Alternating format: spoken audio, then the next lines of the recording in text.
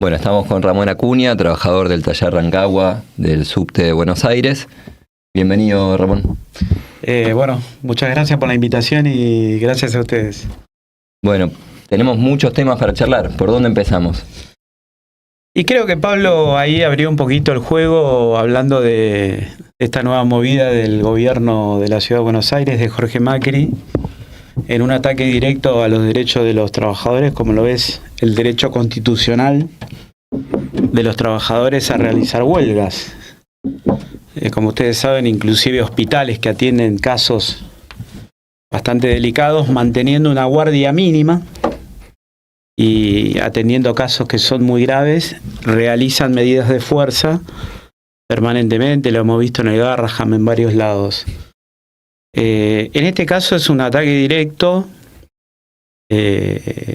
hacia, digamos, nuestro derecho legítimo a protestar en un ámbito que nosotros consideramos estamos siendo avasallados en el tema salarial, en el tema de salud y en el tema de las condiciones laborales. Como decía bien Pablo, los trabajadores del subte estamos en un nivel salarial muy atrasado desde hace ya bastantes años, estamos perdiendo porcentajes anualmente, o sea, son paritarias a la baja permanentemente con respecto a lo que significa la inflación que nos importa a nosotros, que no es la de la medicina prepaga más cara, ni la del cine, ni la del shopping, sino la del supermercado y la del el consumo de primera necesidad, por así decirlo. Consideramos que las cifras inflacionarias que da el INDEC son una pantalla porque ocultan que a los trabajadores que tenemos un salario ahí raspando la línea de pobreza, gastamos la mayoría de nuestros ingresos en alimentos, en gastos básicos, como útiles para los chicos, ropa, ese tipo de cosas. Servicios. Los servicios han aumentado de forma bestial. Sumado a esto, nosotros particularmente en el subte, y esto se da también en el gremio de colectivos, en UTA, estamos sufriendo una degradación en las condiciones laborales que afecta directamente a nuestra salud. Uno de los tantos, digamos, efectos en la salud nuestra que estamos teniendo, aparte de la iluminación deficiente, las vibraciones mismas de estar al lado de una vía de un tren, el ruido que nos provoca sorderas permanentemente, es el tema de la contaminación con este cancerígeno asbesto que estamos nosotros difundiendo muy fuertemente, dada la magnitud del problema. Nosotros ya tenemos 130 compañeros afectados por esta fibra cancerígena. Tenemos 6 compañeros fallecidos, 6 comprobados científicamente desde el momento en que nosotros tomamos conciencia del problema de la contaminación. Para atrás habría que revisar la cantidad de casos porque hay flotas de hace 20, 25 años que están diseminando esta fibra de forma permanente, los 7 días de la semana. No discrimina sectores, no es que le toca a nosotros los compañeros del taller y a los de tráfico no, o al guarda no, afecta a todo el mundo. Y a los usuarios, ¿no? Y a los usuarios, exactamente. Eso es un tema muy importante porque ya hay comprobado casos de contaminación en una empleada, por ejemplo, en la estación Florida de la línea B, que después de años de trabajar en el hall central de la estación, resultó estar contaminada por amianto. Y el caso de lo que llamamos contaminación terciaria. Esto es esposa de un compañero, por ejemplo, que está afectada por amianto, que no trabaja en el subte y que lamentablemente lo que suponemos, y es lo más probable, es que el compañero llevó la ropa a lavar a su casa y la fibra se diseminó en el mecanismo de lavado, durante el tendido o estando en la casa, y está enferma la compañera. Casualmente el otro día tuvimos una reunión. Ante esto hubo una lucha muy tenaz de nuestra parte, quizás coartada un poquito por el tema de la pandemia, pero desde el 2019, cuando el sindicato toma conocimiento de los afectados en España, y al estar nosotros trabajando directamente con ese material rodante que ha contaminado, y hay muertos también en España, a los trabajadores españoles, empieza una lucha que tiene una característica muy especial. En otros países, el problema del asbesto es un problema mundial, tanto en la industria como en los medios de transporte, como en los autos antiguos, por ejemplo, los embragues, las pastillas de frenos contenían asbesto. Los guantes de amianto. Los guantes de amianto que se usaban en las fundiciones, el mismo recubrimiento de los hornos de fundición en las industrias pesadas. ¿Qué ocurre? Nosotros empezamos a investigar y es el argentino un caso paradigmático porque es un caso único en el mundo. En otros países donde tuvieron este problema, o era el Estado el que intervenía con un plan de desabestización que no sabemos bien el efecto que tuvo ni los resultados, o eran las empresas, o privadas o concesionadas, las que llevaban adelante la supuesta lucha contra este cancerígeno. En Argentina fuimos los trabajadores los que con nuestra insistencia, con nuestras medidas de lucha, esto es la retención total de tareas, no tocar absolutamente nada, sospechado de tener asbesto, ¿no? Ni siquiera comprobado. Es una lucha muy ardua hasta hoy en día, pero se ve agravado ahora por un ataque directo a los compañeros afectados, particularmente en la línea B, de la que yo soy parte. Tenemos los compañeros afectados en licencia, una licencia acordada, por así decirlo, no está estipulado en un papel las condiciones, pero es una licencia, dado que las flotas están en un nivel de contaminación extremo. De la flota Mitsubishi estoy hablando particularmente. Sobre este tema, los gobiernos y el mismo organismo contralor del servicio subterráneo, que es ESBASE, en realidad los dueños de los trenes y de los túneles, una empresa del Estado, hace 6 años están prometiendo flotas nuevas, están viniendo todos los días, pero aparentemente sufren retrasos permanentes. Están en el estrecho de Hormuz. En el estrecho de Hormuz, yo digo que ahora están bombardeados por Irán, los trenes que venían para acá. Anteriormente, no sé, habrán estado en otra situación o se hundió el barco que los traía.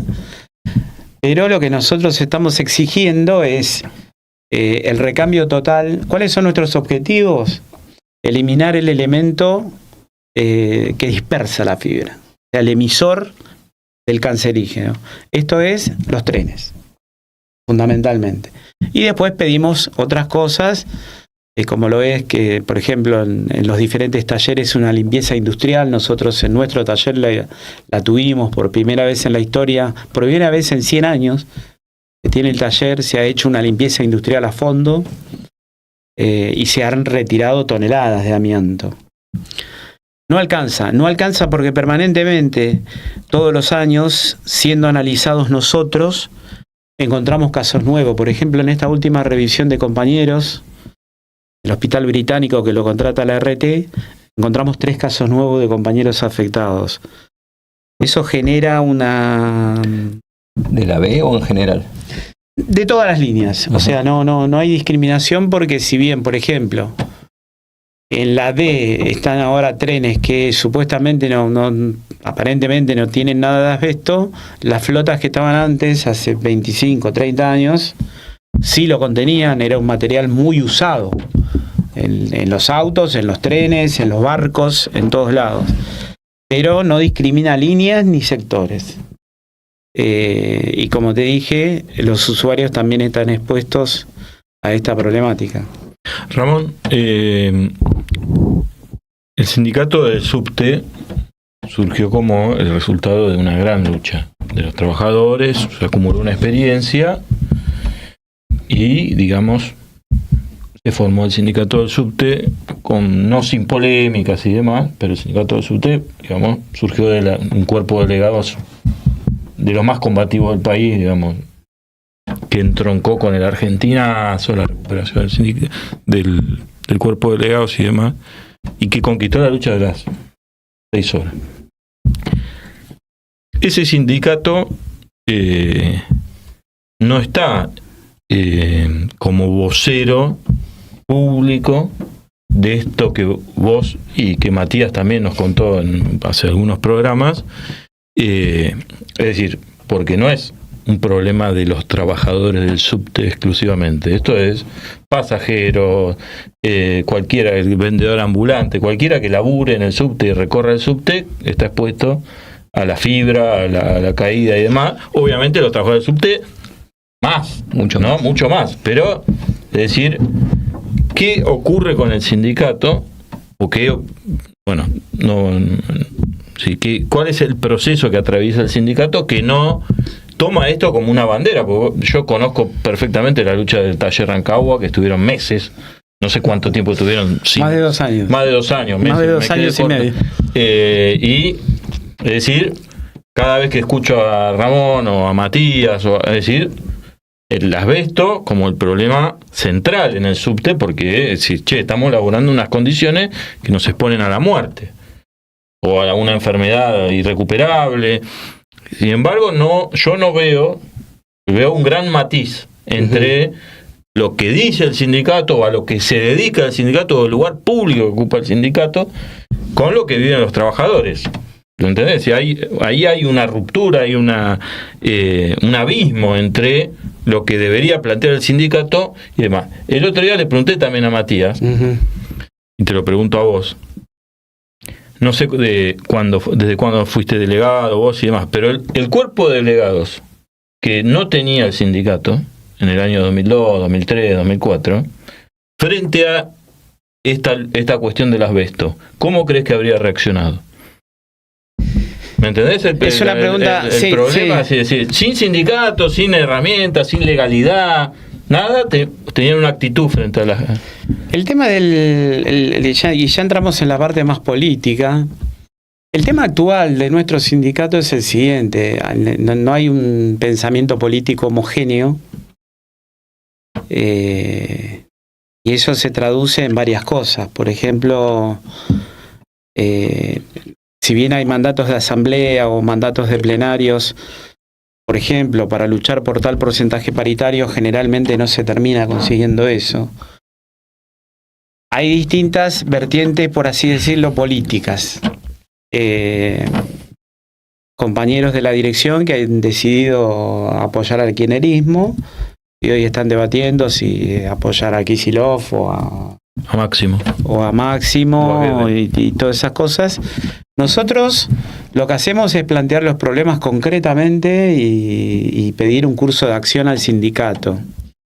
Se han hecho cosas, digamos, en conjunto con el sindicato, por ejemplo, una gran lucha por la menor exposición, por minimizar las horas de exposición al asbesto, que fue el pedido de 2 francos, que nosotros hicimos 21 paros en esa lucha. ¿De todo el subte o de la línea B? Digamos, paros escalonados en varias líneas y a diferentes horarios, pero fueron 21 paros. Pues se paraba toda la línea. Lamentablemente, los tiempos políticos, aparentemente para los compañeros de la dirección, no está dado el contexto para continuar con la misma vehemencia en este nuevo escenario que surgió con la victoria de Milei. Eso es lo que consideran ellos. Yo no estoy de acuerdo, muchos compañeros no estamos de acuerdo. Pensamos que la salud está por arriba de todo, no hay negociación posible, es blanco o negro. Igualmente hay un funcionamiento orgánico del sindicato que permite expresar esas disidencias, diferencias, que son las asambleas de base. con mandato, por ejemplo, en todos lados, el Congreso de Delegados que vota absolutamente todas las resoluciones, por así decirlo, en base a cómo se desarrollan los conflictos o las retenciones o las medidas de fuerza, si bien tiene un funcionamiento bastante democrático, porque hay una expresión de todas las corrientes, después no se traduce, desde mi punto de vista, en acciones concretas más sólidas. Por ejemplo, nosotros en este momento, afectados de la línea B, que estábamos en esta licencia que te comentaba, estamos recibiendo telegramas de intimación a presentarnos a trabajar en otros talleres. Telegramas, cartas, documentos, sí, donde dice a partir del 16 de junio debe presentarse en tal taller, te mandan a La Carra, a Congreso de Tucumán, línea D, línea E. ¿Qué pasa? Cuando esos lugares no están habilitados por ningún organismo científicamente como libres de asbesto, no hay ningún análisis científico que diga que nosotros estemos seguros en esos lugares como afectados. Recordemos los 6 muertos de cáncer que empezaron siendo afectados y después desarrollaron o cáncer de pulmón o cáncer de pleura. Por lo tanto, nosotros en un primer momento nos estamos autoconvocando, todos los compañeros afectados en general, llamamos. Es complicado también porque es una lucha muy larga. Imagínense ustedes que el 2019 esto es meterle y meterle y meterle. Hace 7 años que estamos y son reuniones y plenarios y reuniones con la comisión directiva, con el gobierno, con ESBASE. Es una lucha muy ardua. Nos estamos autoconvocando para para preservar nuestra salud. Pero no solamente por nosotros. Nosotros queremos que se haga justicia por los compañeros muertos, que no sea en vano, que no sean en vano la muerte de los compañeros, preservarnos nosotros mismos, nuestra salud. Nuestros hijos nos preguntan, a ver, chicos que son más grandes se preocupan, o sea, influyen en el ámbito familiar, en el ámbito de la pareja, en todo ámbito. Y por los futuros, lamentablemente, afectados porque médicamente, según estadísticas, es seguro que van a aparecer más afectados y lamentablemente más muertos. Entonces queremos acciones concretas de mayor peso. Por ejemplo, en la línea C, en este momento están circulando 2 formaciones Nagoya que están muy contaminadas de asbesto, en donde la empresa EMOVA, ex Metrovías, firmó un papel, un compromiso por el cual iban a circular hasta hace un mes, creo que fue el paro de la línea C. Incumplió, pero flagrantemente, el acuerdo que había firmado. Los compañeros hicieron un paro. Estuvieron ahí presentes dirigentes del sindicato también en la terminal de Constitución. Lamentablemente el resultado es que las formaciones Nagoya siguen circulando, o sea, contaminando a compañeros y a usuarios. Así que nosotros reclamamos en cada instancia sindical, gremial, política, y esta es una de ellas, digamos, venir a hablar acá de esto, medidas más fuertes con respecto a ese tema. Sí, pues vos decías una lucha larga, pero cuanto más larga, peor es la salud de los trabajadores y más peligra su vida. Exactamente. A eso le llamamos tiempo de exposición. Es como si tuvieras una piedrita de uranio 238 al lado. Una cosa es estar 5 minutos al lado del material radiactivo y otra cosa es estar 5 años, claro, 5 años arriba de tu mesa tirándote la radiación.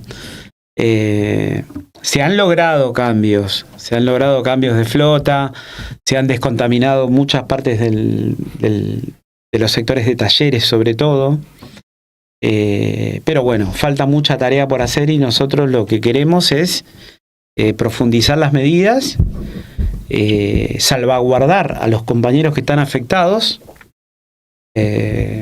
Lamentablemente, aproximadamente el 90% de los compañeros afectados volvieron a trabajar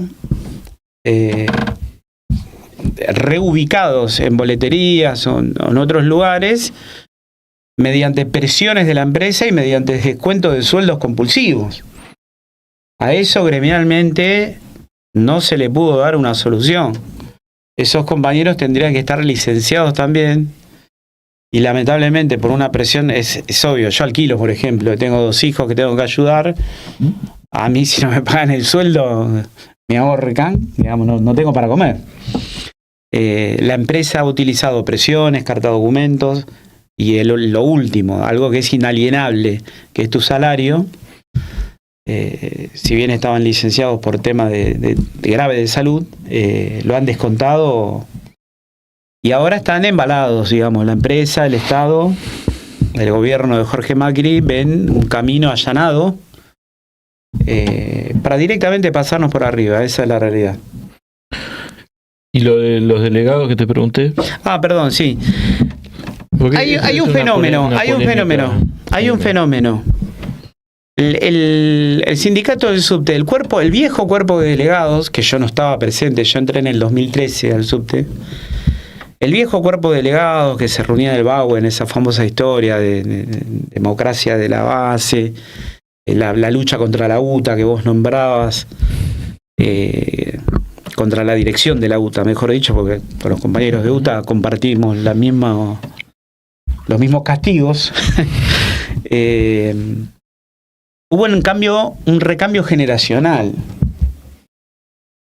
El otro día un compañero de muchos años me comentaba que más o menos 500 compañeros activistas de esa vieja época se han jubilado o han fallecido o han llegado a un arreglo. Ahora la empresa, cuando uno tiene 62 o 63 años, llama para arreglar un dinero y que no labures más. Hay un recambio que creemos que es tarea de por ahí de los de más experiencia, hablar con los compañeros, la tarea que decía un viejo dirigente revolucionario, hablar y hablar. Pero la situación en la que se encuentran esa nueva camada de delegados es la peor, por lo menos desde que yo entré, es la peor situación. Digamos, muchos problemas. Falta un poquito de formación. Si bien hay intenciones de mejorar todo eso, todavía no lo podemos cristalizar en medidas concretas. Ese nuevo resurgimiento del espíritu del viejo cuerpo delegado. Bien. ¿Y existe una campaña para explicarle al usuario que está en peligro con esto? ¿El sindicato llevó adelante algo en ese sentido? Hubo muchas campañas, hubo muchas campañas de concientización, inclusive haciendo apertura de molinetes, pegatinas en los coches, actos, por ejemplo, en Primera Junta. En muchos lugares emblemáticos del subte se han realizado campañas de concientización, el reparto de café al usuario, charlas, y después, colaboración con distintas entidades, como puede ser universidades, Universidad Nacional de Lanús, después encuentros con sindicatos. En todo el mundo le dicen al subte metro, acá únicamente se le dice subte, de metros de todo el mundo, de Chile, encuentro con representantes del sindicato del metro de Brasil, inclusive de Europa. Hay una campaña, habría que ponerle un poquito más de énfasis a eso, máxime en este momento donde nos están golpeando muy duramente, en todos los sentidos. La jornada de 6 horas, de la conquista de la jornada de 6 horas, Altamira siempre cuenta que tuvo que recurrir a una maniobra porque el proyecto de ley era por insalubridad. Sí. Y a último momento, el día que se iba a votar a favor y estaba todo ahí esperando para festejar, le cambiaron el proyecto de ley, presentó un proyecto de ley otro diputado, otro legislador, no me acuerdo el nombre, un menemista, y le sacó lo de la insalubridad. Y entonces el proyecto de ley que se aprobó no es el de Altamira, sino el de este tipo, un menemista, un tipo de Alberto Fernández, de esa gente. Y el hecho de que se haya aprobado sin la insalubridad le ha abierto la puerta a Metrovías y a EMOVA para que a través de la reducción salarial los trabajadores puedan hacer horas extras. Es decir, obviamente, cuando ganaron, arrancaron, qué sé yo, la generación dorada, si querés, la escaloneta de los delegados, nadie hacía horas extra, era una cosa casi de principio, conquistamos las 6 horas, no vamos a quedarnos a hacer horas extra. Con el correr del tiempo y el recambio generacional y la destrucción del salario, hoy tenemos que en el subte la jornada de 6 horas no se cumple. Es decir, que la maniobra terminó dándole a EMOVA la herramienta para quebrar la jornada. Y hoy, en muchos lugares donde hay jornada reducida, por ejemplo en ATE, no sé, suele haber jornada de 6 horas y demás, viene y te dice, bueno, mira, este salario queda atado así, o pasamos a la jornada de 8 horas y media, 9 horas, y ganás un poquito más. Y vamos a un aumento salarial, porque esto de las 6 horas ya me cansé. Es decir, que no solo el cuerpo de delegados se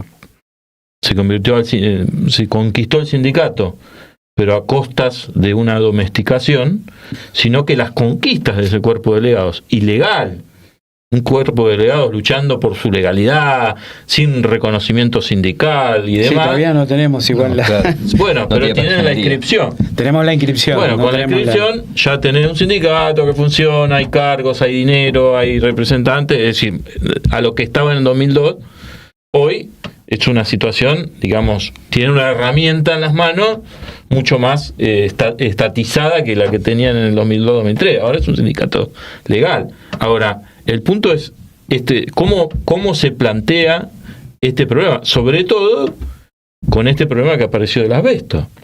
Es decir, un tipo no es lo mismo un tipo haciendo horas extra y vos diciéndole, che, boludo, pensá en tu familia, vamos a luchar por el salario básico. No, andá a jugar con tus pibes. En la fábrica el planteo era, vamos a luchar para que vea más a tus hijos que a tu jefe. Para hacer lo que uno quiera. Claro, para hacer lo que uno quiere. Además, o tenga ganas. Otra cosa se plantea con el problema del amianto. Es decir, no es. Es un problema capital esto, no es un tema bueno. Algunos, los mamaderas, ¿no? Dicen, che, no seas chupamedia. Yo pienso que en este momento es el argumento más fuerte para evitar la sobreexposición. El tema de la contaminación por amianto o por asbesto, es lo mismo. Nosotros, en nuestros sectores, tratamos de hablar con los compañeros y decirles, no estamos de acuerdo con que hagan horas extras, pero hay una presión por parte de la empresa y una autopresión por parte de que no alcanza la plata, cada vez menos alcanza la plata, de esa tendencia a que los compañeros se les ofrezca permanentemente y agarren el tema de las horas extras, violando la famosa conquista de las 6 horas. Es una lucha permanente en todos los sectores. En los sectores nuestros, en el sindicato, en los plenarios, en las asambleas, y es una lucha difícil. Porque como dijo un político... ¿Pero el sindicato la da? Pues yo no lo veo, no escuché nunca, a los dirigentes del sindicato. He visto algunos carteles hace muchos años, últimamente no vi campaña. Claro, pero además el salario no era el mismo en el 2000, 2001, 2002. El poder adquisitivo no era el mismo, claro. Exactamente.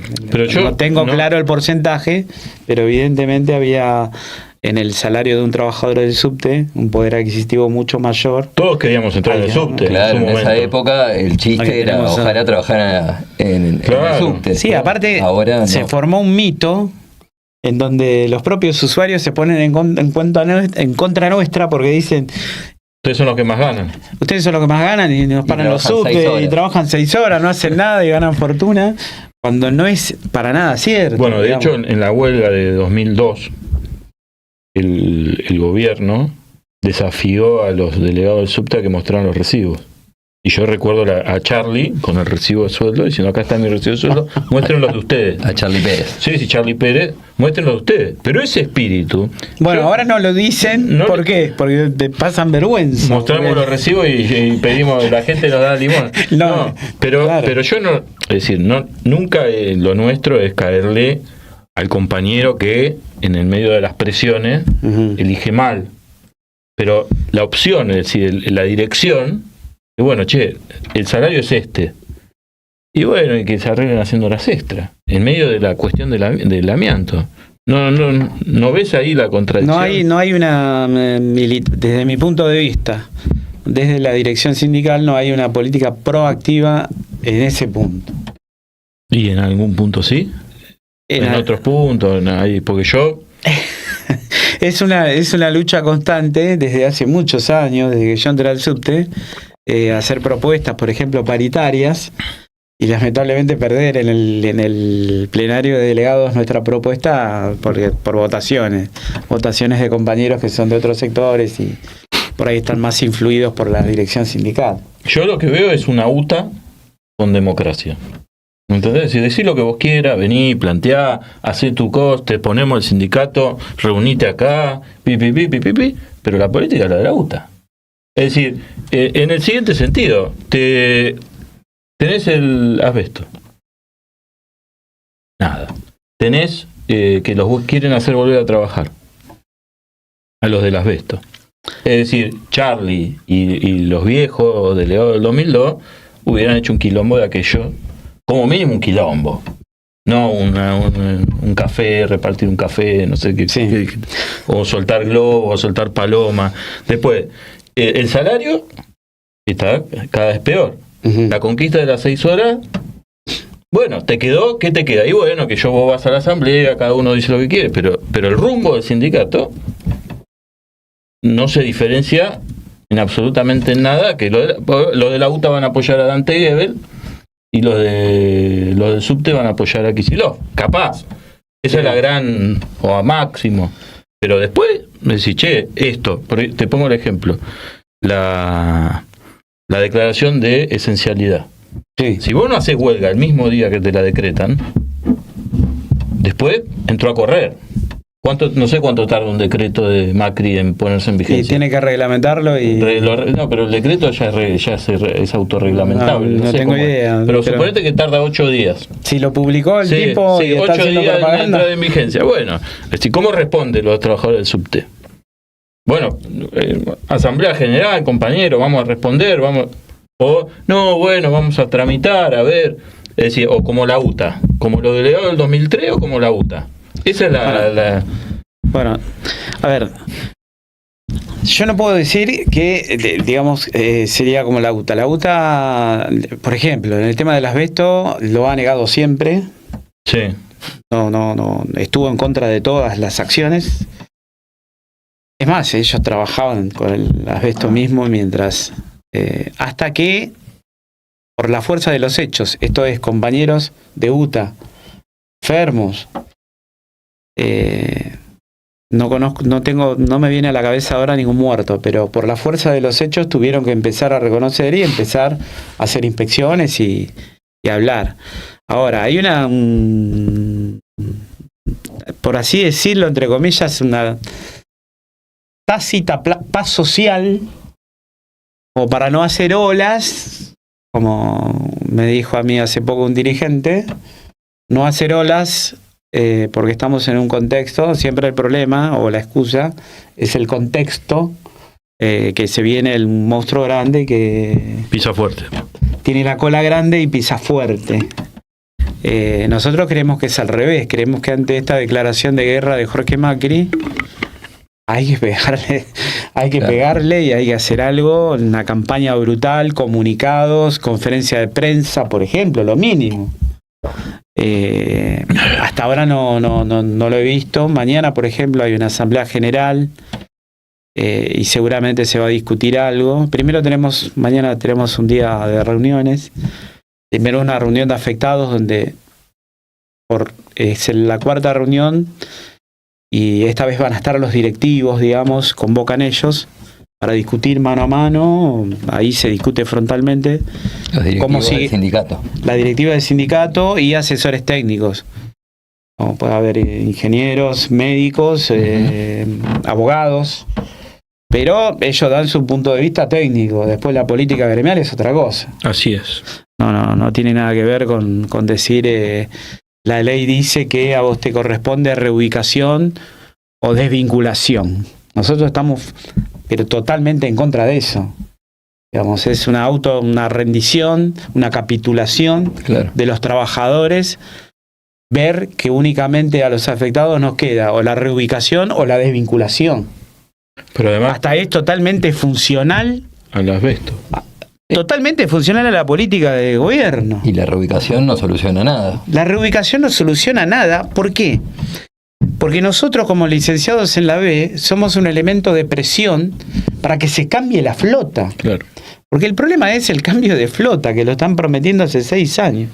Entonces, esto es así. Hay un elemento que contamina, sigue contaminando, sigue produciendo enfermos, por así decirlo, y la solución de la empresa y del gobierno es sacarlos y llevarlos a un leprosario. Entonces, ¿qué necesidad tienen de hacer modificaciones en salud si yo, el que se enferma, lo pongo en otro lado y me olvidé? Sí, te van arreglando, los van arreglando. Entonces, ¿qué ocurre? Nos transformamos nuestro lugar de trabajo en un generador de enfermos y de muertos por cáncer que la empresa soluciona llevándonos a distintos leprosarios. Claro, obreros descartables. Obreros descartables y allá, bueno, si te agarra cáncer, bueno, problema, no sé, del señor. Estamos totalmente en contra de eso. Por eso ahora estamos dando una fuerte batalla mañana va a ser otro capítulo, para plantear nuestras diferencias con distintas cosas y proponer medidas de acción. Yo considero que personalmente, y se lo he dicho a los dirigentes, si acá no damos una acción directa, contundente, un mensaje muy fuerte, es muy difícil torcer el rumbo porque el gobierno está avanzando a pasos agigantados en los sectores de trabajo, particularmente en mi taller, por ejemplo.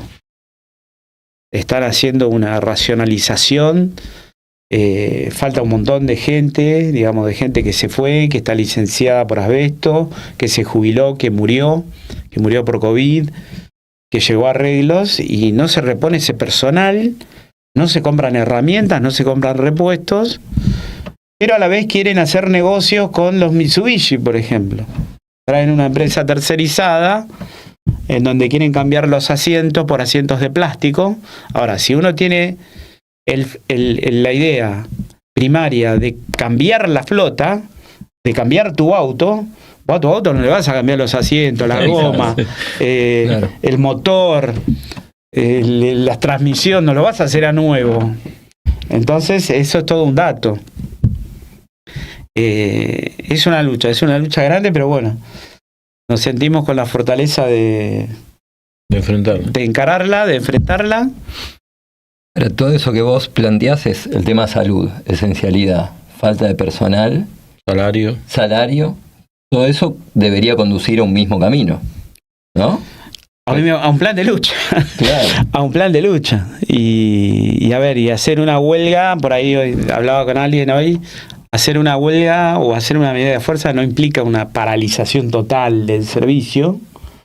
Se pueden hacer, hay distintas maneras, pero hay una verdad de perogrullo que en las bases del subte, en los compañeros de base, es un latiguillo, digamos, común, que es: hasta que no se paren los carritos, no se van a bajar de su postura. Así que bueno, ahora la discusión es esa. ¿Somos un servicio esencial? ¿Qué es el servicio esencial? Porque en pandemia era servicio esencial que un tipo quería fabricar zapatos y le pagaba al gobierno para tener abierta su fábrica, y resulta que fabricaba, no sé, cámaras o importaba cámaras, y resulta que era todo servicio esencial, y al final terminaban dando todo, la gente caía como moscas. Vuelvo a repetir, no somos la guardia de un hospital, y los hospitales hacen planes de lucha. Por supuesto. Manteniendo la guardia activa y los pacientes críticos en cuidado. Hay grandes convenios mundiales en la OIT. Y está en la Constitución Nacional. Pero que dice que la cuestión de la esencialidad está planteada solamente para cuestiones que no se pueden esquivar, digamos. Como decir, la guardia de urgencia de un hospital. Pero después todo el hospital puede parar.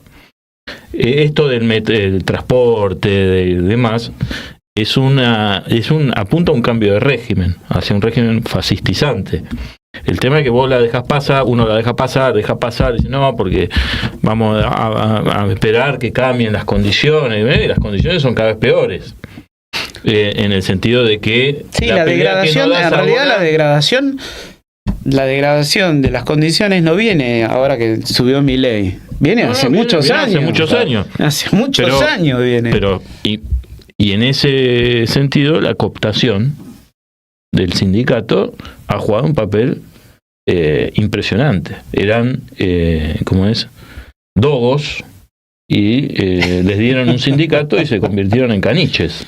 Los mismos dicen. Ahora, con respecto a la esencialidad, por ejemplo, he visto algunas declaraciones por Twitter, o que me lo envían compañeros porque no manejo Twitter, de Pablo Moyano haciendo una expresión de deseos.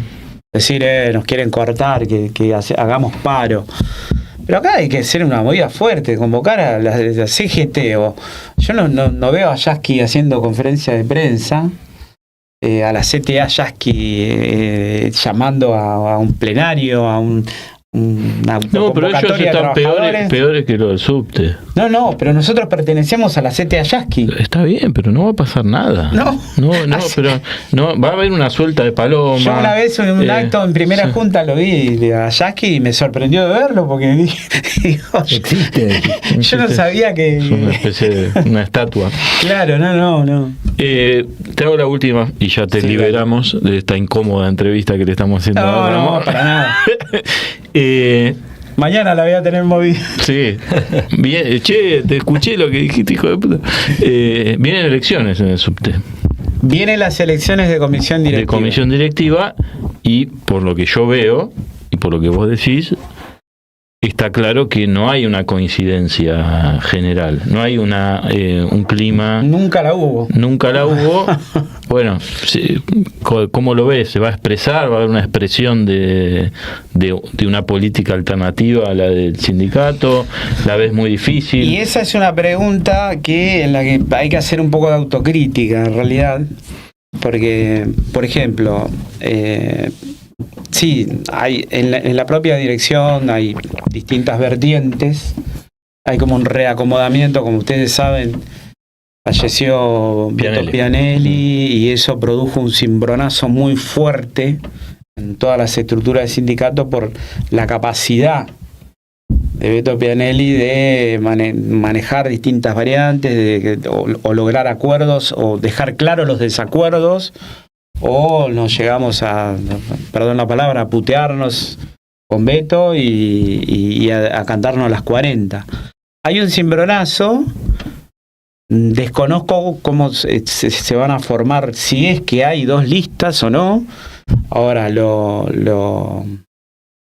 nuestro es que nosotros conformamos una lista de oposición en la elección pasada que logró un 41%, pero que lamentablemente no pudimos que tenga injerencia y poder sobre lo que transcurre, los problemas que transcurren en el subterráneo.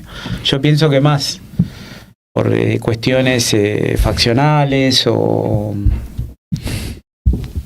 hasta de personalismo, digamos, que por otra cosa. Van a ser elecciones un poco complicadas, está un poco revuelto el el avispero, por así decirlo. ¿Se volverá a formar una lista independiente? Acaba de decir que la ve difícil. La veo difícil, pero no descarto que se forme, digamos. Hoy en día hay que tener en cuenta algo. Esta crisis en la cabeza de los trabajadores ha pegado muy fuerte. Digamos, el reflujo, el autorreflujo de compañeros luchadores de la vieja escuela es muy fuerte también, digamos. Todo tiene un costo. Porque ir, chocar contra una pared, chocar 2 veces, chocar 3 veces, chocar 4 veces, también condiciona a uno en su voluntad de decir, me voy a juntar con este compañero, con el que ya tuve 15 millones de diferencia, a formar una lista propia. Está muy complicada la situación, en ese sentido.